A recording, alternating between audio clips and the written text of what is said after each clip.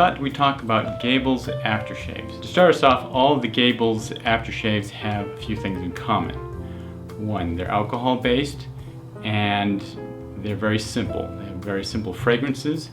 There's not any skin conditioners per se in most of them, and they're really just for closing the pores after the shave and smelling nice for a while. Regarding the smell is not long lasting, which is kind of what you want from an aftershave. You normally have this burst of fragrance for the first 15-20 minutes, and then it settles to a skin scent, and pretty soon you won't smell anything at all. So it doesn't interfere with any of the fragrances that you apply on top of it, which is a plus. Another thing to mention about them, here's the Bay Rum, is that they are inexpensive. These bottles normally run anywhere from $5 to $10, depending on where you buy them, for 16 fluid ounces, and that makes them a real bargain. So let's go ahead and start with the original.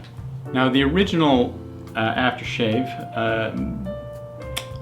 I describe the odor as spicy and floral. It reminds me very much of Brill Cream. This is by far the longest lasting of the fragrances, at least on my skin. I put it on and I'd catch little whiffs of it throughout the day. I put fragrance on top of it and the fragrance would do its thing. But at the end of the night when I'm lying in bed, what do I smell? Little hints of this, right? In fact, I went running the next day, and as my body heated up, I could still smell this particular fragrance on my face. So, I mean, it's really pleasant and it's long lasting to not quite to a fault, because it's not that strong. Again, these are skin scents. They don't project. The most they project is maybe a foot or two, even when you put them on fresh. And like I said, within 15 minutes, skin scent. So that's what you want from an aftershave. You don't want it to interfere with the fragrances you put on top. Moving on to the Drop of Lime aftershave. I would describe the fragrance as a lime sucker, but it just has a hint of bitterness that gives it kind of a masculine tone to it. This particular fragrance is probably the second to the last in durability. Right? You get the explosion of the fruit, and then within about 10 minutes it's hard to smell much of anything. There's that lingering undertone of masculine, I keep using the word bitterness, there might be something else that lingers, but it's by no means offensive. In 30 minutes, can't smell a thing. Then we have the Lilac aftershave. I would describe it as quite that. Once you first put it on, you have this intense floral burst on the face and through the nose, and it's actually surprisingly pleasant.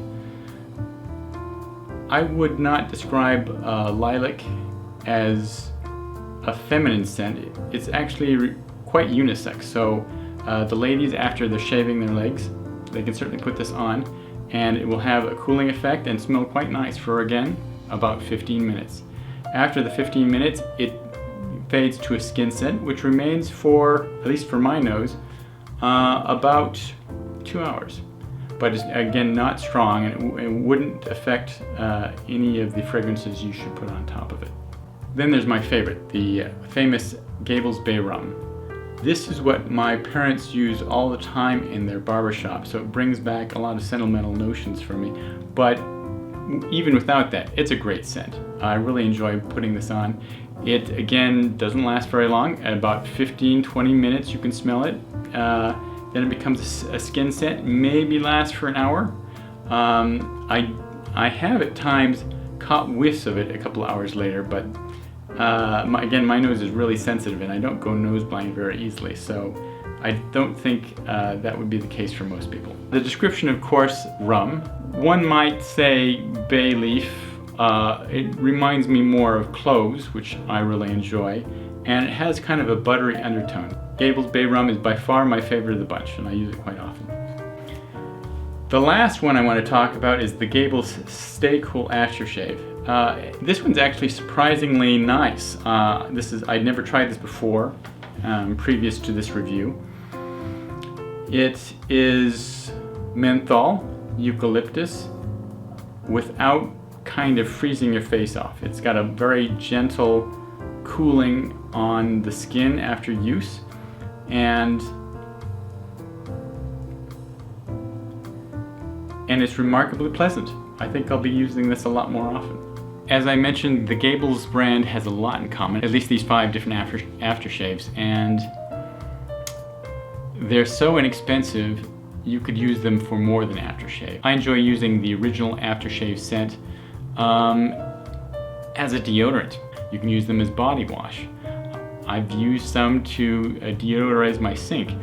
I mean, they're great scents, they're really cheap. As aftershaves go, women can wear these, again, because the fragrance doesn't last long, so they can pick any one that pleases them and apply it after a shave. So while all of the scents I wouldn't describe as unisex, I think they could be appropriate for either men or women after a shower or after shaving. If you've never tried any of the Gabel's products, I suggest you do so. They're classic, they're inexpensive, and they are a pleasure to use. So,